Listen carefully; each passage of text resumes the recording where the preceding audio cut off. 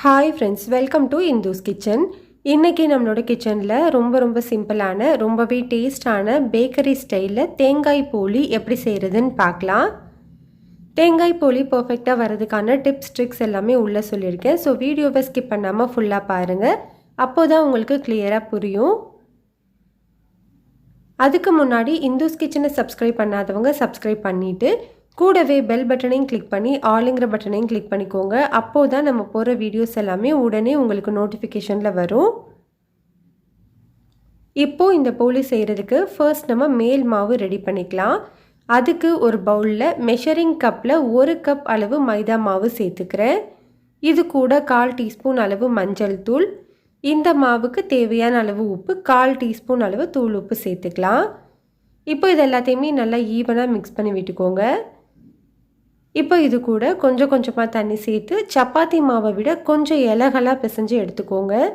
போலிக்கு மேல் மாவு பிசைகிறது ரொம்ப முக்கியம். மாவு கொஞ்சம் இலகலாக இருந்தால் தான் போலி ரொம்ப நேரம் ஆனதுக்கப்புறமுமே சாஃப்டாக இருக்கும்.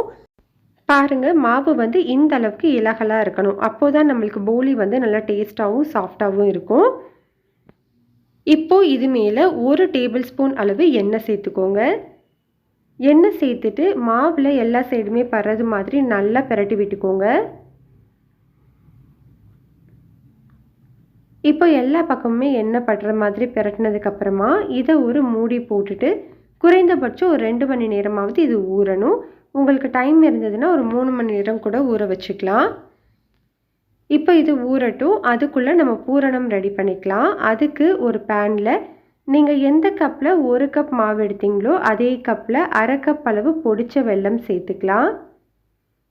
இது கூட 2 டேபிள் ஸ்பூன் அளவு தண்ணி சேர்த்துட்டு இந்த வெல்லம் நல்லா கரைஞ்சா மட்டுமே போதும். பாகுபதம்லாம் எதுவும் கிடையாது. இப்போ வெல்லம் நல்லா கரைஞ்சதுக்கப்புறமா இதை வடிகட்டி தனியாக வச்சுக்கோங்க. இப்போது அதே பேனில் 1 டேபிள் ஸ்பூன் அளவு நெய் சேர்த்து சூடுபடுத்திக்கலாம். நெய் சூடானதுக்கப்புறமா 1 கப் அளவு துருவின தேங்காய் சேர்த்துக்கோங்க.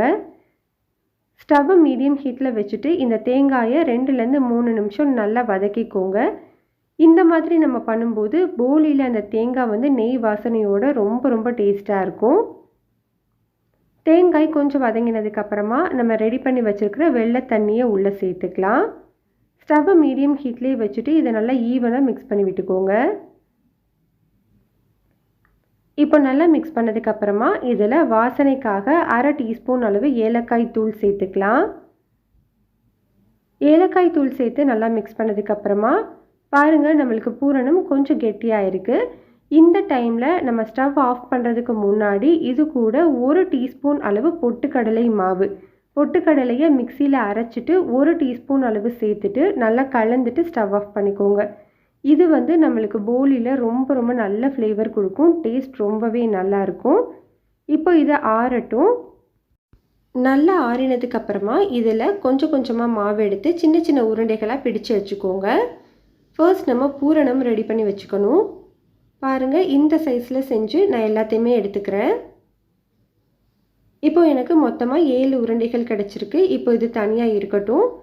நான் கிட்டத்தட்ட இந்த மாவை ஒரு 3 மணி நேரம் பக்கம் ஊற வச்சுருக்கேன். மாவு நல்ல சாஃப்டாக இருக்குது பாருங்கள், இந்த அளவுக்கு இருக்கணும். இப்போ இதுலேருந்து ஒரு சின்ன உருண்டை அளவு மாவு எடுத்துக்கலாம். இதே மாதிரி எல்லாத்தையுமே உருண்டை பிடிச்சு வச்சுக்கோங்க.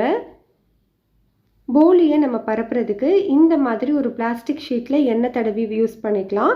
அப்படி இல்லைனா வாழை இலை கூட யூஸ் பண்ணலாம். அப்படி இல்லைனா ஆயில் கவர், பால் கவர் கூட நீங்கள் யூஸ் பண்ணிக்கலாம். நல்லா இந்த மாதிரி எண்ணெய் தடவிட்டு நம்ம ரெடி பண்ணி வச்சுருக்கிறதுலேருந்து கொஞ்சமாக மாவு எடுத்துட்டு அது மேலே ஒரு 1/2 டீஸ்பூன் அளவு எண்ணெய் சேர்த்துக்கோங்க. எண்ணெய் சேர்த்தோம் அப்படின்னா நம்மளுக்கு ஈஸியாக விரிக்க வரும். ஃபர்ஸ்ட் நம்ம ஒரு பூரி சைஸுக்கு இந்த மாதிரி நம்ம தேய்ச்சி விட்டுக்கலாம். அதுக்கப்புறமா நம்ம ரெடி பண்ணி வச்சுருக்கிற பூரணத்தை உள்ளே வச்சு நம்ம நார்மலாக பூரண கொழுக்கட்டைக்கு எப்படி மாவு மடிப்போமோ அது மாதிரி மடிச்சுக்கோங்க. நம்மளுக்கு எக்ஸ்ட்ராவாக இருக்கிற மாவை எடுத்துடணும். அப்படி இல்லைன்னா மேல் மாவு அதிகமாக இருக்கிற மாதிரி இருக்கும்.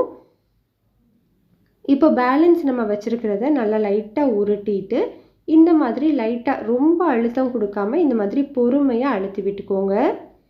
ஓரத்தில் இருக்கிற மாவை லைட்டாக உங்கள் விரலால் லைட்டாக தள்ளி இந்த மாதிரி உள்ளே அமுத்தி மடித்து விட்டுக்கோங்க. இப்படி நம்ம அழுத்தும் போது நம்மளுக்கு ஓரத்துலேயும் ஸ்டஃபிங் அதிகமாக இருக்கும். சாப்பிட்றதுக்கு ரொம்பவே நல்லாயிருக்கும்.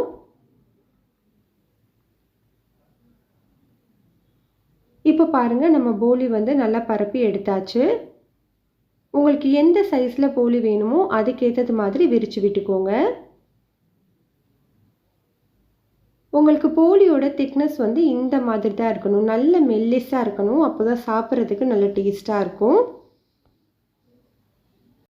இப்போது தோசைக்கல் நல்லா சூடுபடுத்திக்கலாம். சூடுபடுத்தினதுக்கப்புறமா நம்ம ரெடி பண்ணி வச்சுருக்கிற போலியை உள்ளே சேர்த்துட்டு ஸ்டவ்வை மீடியம் ஹீட்டில் வச்சுட்டு ஒரு 2 நிமிஷம் மட்டும் வேக வச்சுக்கோங்க. வெந்ததுக்கப்புறமா திருப்பி போட்டுட்டு வெந்த சைடு ஒரு அரை டீஸ்பூன் அளவு நெய் தடவி விட்டுக்கோங்க. எப்போவுமே போலி வெந்ததுக்கப்புறமா தான் நெய் தடவணும்.